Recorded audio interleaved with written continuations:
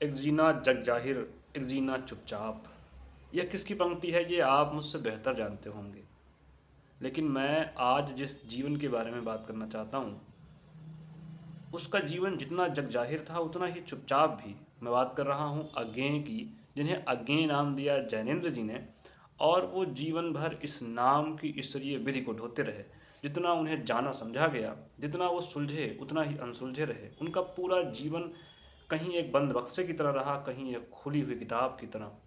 उन्होंने लेखक का जीवन जिया, पत्रकारिता का जीवन जिया, विद्रोही का जीवन जिया, प्रेमी का जीवन जिया, पति का जीवन जिया, मित्र का जीवन जिया, हर प्रकार के जीवन जिए।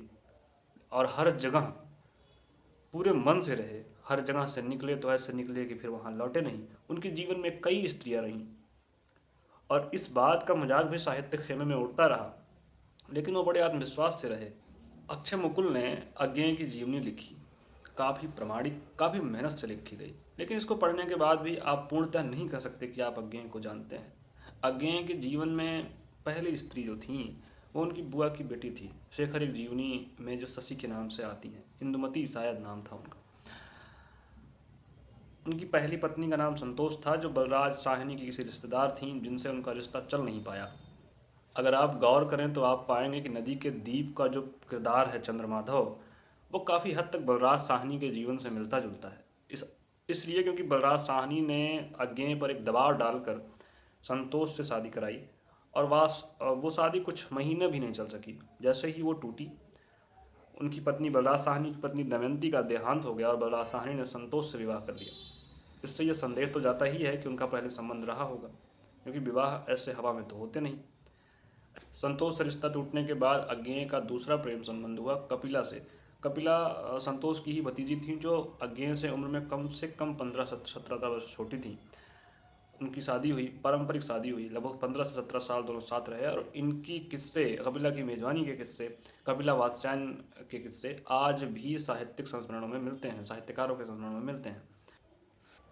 एक संस्मरण पढ़ते हुए मुझे यह जानकारी मिली कि बर्कले के लिए जब आगे निकल रहे थे तो कपिला वात्स्यायन ने उन्हें पीला चंदन का टीका लगाया। उनके साथ रामगोपाल बजाज खड़े थे और उन्होंने कहा कि अज्ञेय अब दिनमान में नहीं लौटेंगे, यानी जब लौटेंगे भी तो वो लौटे, वो 1-1.5-2 वर्ष बाद लौटे भी, तो फिर कपिला के साथ नहीं रहे। उनके रिश्ते क्यों खत्म हुए, ये विषय बड़ा अनसुलझा सा है। पीला डालमिया के साथ लौटे और उन्हीं के साथ जीवन भर उनका चला, जीवन उन्हीं के साथ बीता, खत्म हुआ। आगे ऐसे ही थे, ऐसे क्यों थे पता नहीं। अब कभी कभी आप एक डॉट जोड़िए तो जो गौरा का पात्र है, जो गौरा पात्र है, वो मुझे कपिला की तरह लगता है। इला किसकी तरह लगती हैं ये आप सोचिए। अज्ञेय का आज जन्मदिन है, हम उन्हें याद कर रहे हैं। उनके लिखे पढ़े को पढ़िए।